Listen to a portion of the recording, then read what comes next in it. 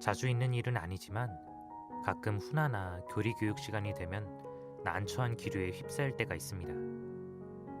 시작 전부터 지성적인 측면의 이야기를 받아들이는 걸 어려워하시는 분들이 많을 때 그렇습니다. 아이고, 저는 잘 몰라요. 저는 기도만 열심히 할게요. 어르신분들께 주로 볼 수 있는 반응이긴 하지만 세대와 상관없이 교리, 넓은 의미로 볼 때 신학적인 내용들을 이해하기 위해 노력하는 걸 부담스러워 하시는 분들이 많습니다. 물론 신학을 공부하는 평신도 분들이 과거에 비해 많이 늘어나긴 했지만 말이죠. 사실 저도 신학생 때를 떠올려 보면 신학을 공부한다는 것이 부담스러운 일이었고 학문을 익혀가는 재미보단 시험에 대한 부담감으로 다가왔던 순간들이 더 많았습니다. 그러니 일반 평신도 분들에게 신학은 더 부담스럽게 다가올 수 있지 않을까 생각해 봅니다. 신학이라는 단어가 주는 이미지가 이미 어려움으로 둘러싸여 있는 것은 아닐까 하는 조심스러운 의견도 제시해 봅니다. 지성적인 측면을 멀리하고 좁은 의미의 신앙생활에만 치중하는 모습들은 오늘날 여러 가지 방향으로 한계점이 드러나고 있습니다.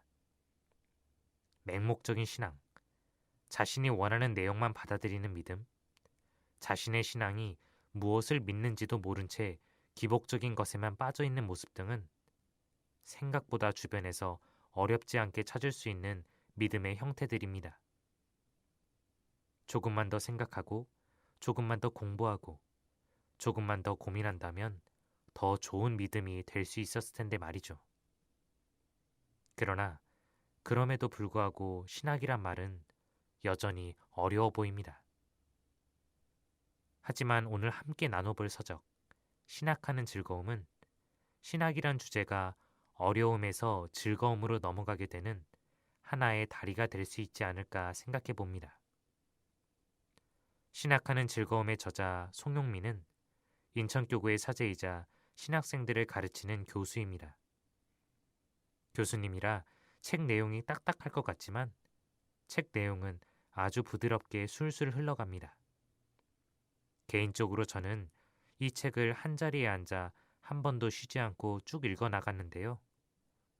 그 이유에는 제가 신학을 공부한 신부인 것도 있겠지만 책의 맥이 정말 쉽게 잘 이어져 있었기 때문이었습니다. 신학하는 즐거움은 가톨릭 평화방송에서 방영된 신부님의 강의 내용의 전반부가 정리된 책입니다. 방송이라는 특성상 많은 이들의 공감을 뒷받침해야 하는 만큼 신학의 세계에 접근해 보려 하는 분들, 지성적인 것들에 무관심했던 분들, 신앙의 내용들을 깊이 생각해 보려는 분들에게 보기 쉬운 지도로 세상에 나왔을 겁니다. 자, 그럼 이제 저의 말을 줄이고 신학이 주는 즐거움의 세계로 함께 들어가 볼까요?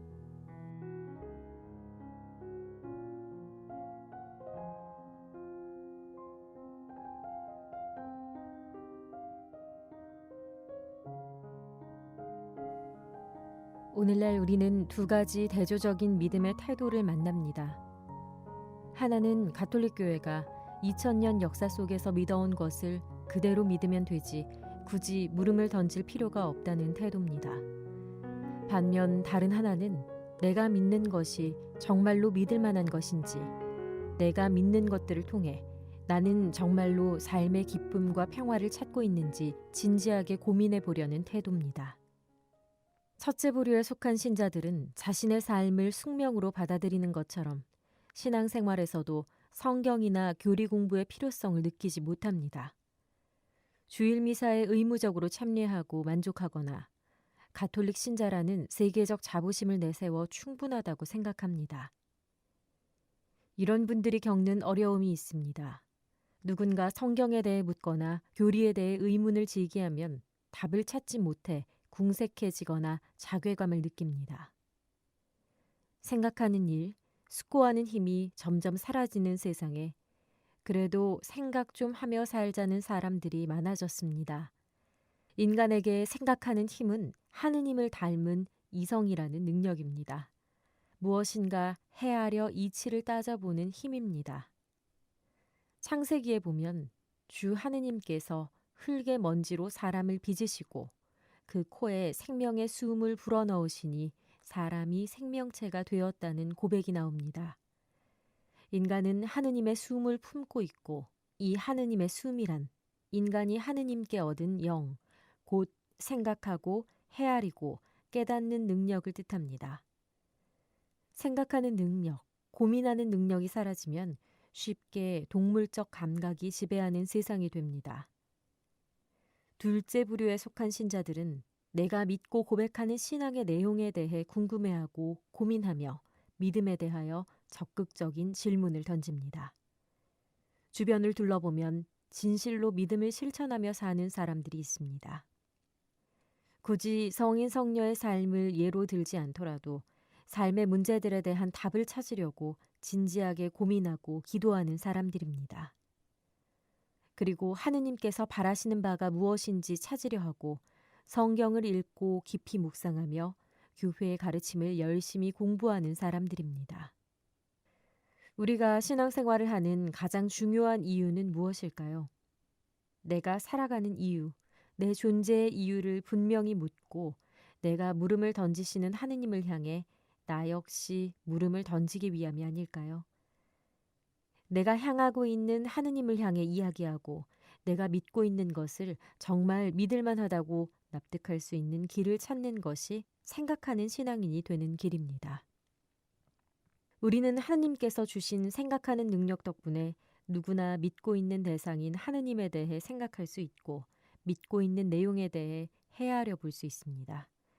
그리고 그 헤아림의 결과에 대해 책임을 질 수 있을 때 우리는 참된 신앙인의 길에 들어서는 것이지요. 올바른 신앙을 갖기 위해 우리가 할 수 있는 것은 무엇일까요? 그것은 내 신앙에 대해 물음을 던지는 것입니다. 내가 믿는 것, 희망하는 것, 사랑하는 것에 대해 고민하고 깊이 생각해 보는 노력이 필요합니다. 공부를 하거나 무엇인가 깊이 몰두할 때 내 마음에서 솟아나는 즐거움을 체험했을 것입니다. 아, 그렇구나 라고 감탄할 때, 어떤 놀라움과 경탄을 하게 될 때 즐거움이 찾아옵니다. 이 놀라움과 깨달음은 신앙생활의 즐거움을 찾아가는 여정에서도 중요합니다. 이대로 시간이 멈춰버리면 좋겠다는 생각이 들 만큼 행복한 체험이 하느님을 찾는 여정에서도 일어날 수 있기 때문입니다. 솔직히 신자라면 자기 신앙에 대해서 고민하지 않는 사람은 없습니다. 하느님에 대해 이야기하고 아무런 고민 없이 하느님을 믿는 사람은 없습니다. 전능하신 하느님을 무조건 믿어야 한다고 생각하는 사람도 있겠지만 생각 없이 믿는 사람은 없습니다. 믿을 만하기 때문에 믿는 것입니다. 그렇다면 넓은 의미에서 신학은 신학생이나 신학자만 하는 것이 아닙니다. 믿음을 갖고 하느님에 대해 진지하게 묻는 사람이나 드러내지는 않지만 하느님의 뜻이 무엇인지 탄원하며 고뇌하는 사람이라면 누구나 신학을 하는 주체입니다. 신학은 교리 공부나 성경 공부를 필요로 하고 동시에 이들이 신학의 기초가 되기도 하지만 그렇다고 이들과 동일한 것은 아닙니다. 신학은 오랜 숙고 끝에 얻어진 교리나 교회에서 경전으로 선택된 성경을 학습하는 것에 그치지 않습니다. 신학이란 내가 살고 있는 현실 세계, 곧 지금 여기서 내가 믿고 사는 신앙의 내용들을 나의 언어, 나의 물음으로 다시 생각해 보는 것입니다. 내가 믿는 것들을 왜 믿어야 하는지, 또 그 내용들이 내 삶과 무슨 상관이 있는지, 어떻게 이러한 믿음을 내 삶에서 살아있는 진리로 만들 수 있는지 묻는 것입니다. 그것이 바로 신학이 하는 일입니다. 신학은 한마디로 생각하는 신앙입니다. 생각하는 신앙이란 성 안셀모가 신학을 표현할 때 쓴 지성을 추구하는 신앙을 뜻합니다. 지성을 추구한다는 말은 곧 이해한다는 뜻입니다. 이해는 말 그대로 사리를 분별해서 해석하는 것입니다. 신학은 이해를 추구하는 신앙이며 여기서 이해해야 할 대상은 내가 믿고 있는 대상, 하느님, 예수 그리스도, 신앙 공동체인 교회이지만 또한 그런 이해를 추구하는 나 자신이기도 합니다. 생각하는 나, 이성적으로 이치를 헤아려 보는 주체로서의 내가 생각의 출발점입니다. 그러므로 신학은 내가 믿는 하느님이 누구신지 묻기 이전에 하느님을 찾는 나는 누구인지, 내 인생의 의미가 무엇이며 내가 믿는 하느님이 내 인생에서 어떤 의미가 있는지를 먼저 묻습니다. 내 인생 이야기에서 믿음의 대상인 하느님의 이야기가 시작됩니다. 신학은 하느님에 대한 이야기이지만 동시에 하느님에 대해 물음을 던지는 나 자신에 대한 이야기이기 때문입니다. 인간은 사회적 존재라고 합니다. 나는 만남을 통해서 나 아닌 너라는 존재를 만나고 나는 필연적으로 너로 대변되는 타인들과의 만남을 통하여 살아갑니다. 나와 다른 타인과의 만남을 통해 공감하며 다양한 사건들을 체험하고 인생의 의미를 공유하며 살아갑니다. 사람들과 대화를 하다 보면 서로가 깨달았던 인생의 의미를 공유하는 순간이 옵니다. 나와 다른 인생 이야기를 듣다 보면 내가 깨닫지 못했던 삶의 의미들, 한 사람의 인생을 이해할 수 있는 안목이 열립니다. 이것을 삶의 지평이라고 부릅니다. 대화를 통해 상대방의 체험과 그의 삶의 지평과 만나는 독특한 체험을 합니다. 인간은 타자를 만나 세상을 바라보고 인생의 깊이를 느끼는데 그렇게 새로운 지평을 얻게 되는 것을 흔히 성숙해진다고 합니다. 인격적으로 존경을 받는 사람, 덕이 많은 사람은 인생의 다양한 체험들과 만나고 대화하면서 공유하고 타자를 존중하며 인생의 지혜를 얻은 사람들입니다. 그들은 다름을 틀림으로 받아들이지 않고 자신의 인생을 풍요롭게 해주는 디딤돌로 여기며 삶의 지평을 넓혀간 사람들입니다. 우리 인생은 한 편의 드라마와 같습니다. 그 드라마에 출연하는 수많은 배역들을 통해 내가 주인공으로서 더 잘 드러나도록 우리는 여전히 삶의 가치를 되찾고 싶어 합니다. 가끔은 영웅적으로 살아온 사람들도 만나고 거룩한 사랑을 실천한 성인들도 만납니다. 콜카타의 성녀 마더 데레사의 이야기도 듣고 남수단의 슈바이처 이태석 신부님의 이야기도 듣습니다. 주변에 알려지지 않았지만 아주 작고 보잘것없는 곳에서 사랑을 실천하는 성인들도 많습니다. 더욱이 난관과 역경 가운데서도 가난과 질병, 고통스러운 현실 속에서 묵묵히 자신의 운명을 받아들이고 사랑하며 살아가는 이들도 많습니다.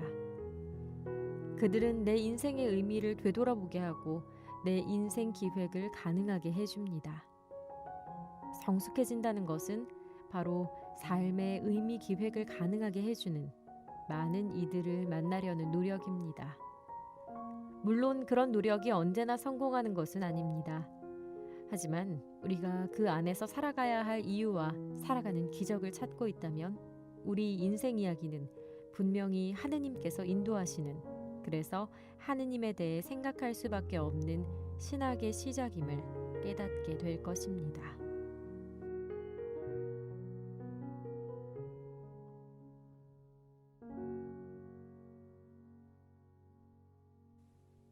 네, 어떠셨나요?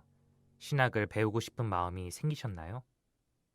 개인적으로 책을 읽으면서 가장 흥미로운 부분을 나누면 신학이란 내가 믿는 것들을 왜 믿어야 하는지, 또 그 내용들이 내 삶과 무슨 상관이 있는지, 어떻게 이러한 믿음을 내 삶에서 살아있는 진리로 만들 수 있는지 묻는 것이라는 정의였습니다. 일반적으로 신학이란 말을 들었을 때 하느님이 어떠한 분이신지, 또 교회의 가르침은 무엇인지를 공부하는 것으로 생각될 때가 많은데, 신학이 단순한 학문을 넘어 나는 누구이고 내 삶은 무엇이고 내 안에서 일어나는 하느님의 인도하심은 무엇인지를 고민하는 신앙이라는 가르침은 신선한 충격이 아니었나 싶습니다. 그래서인지 책 중간중간에는 신부님께서 쓰신 신학 에세이들이 맛있는 양념처럼 중간중간 잘 스며들어가 있는데요. 이뿐만 아니라 학문을 넘어 우리의 신앙 자체를 고민케 하는 부분이 많아 좋은 가르침들을 즐겁게 얻을 수 있습니다. 많은 분들이 신학하는 즐거움을 느껴보셨으면 좋겠네요. 오늘은 여기까지입니다.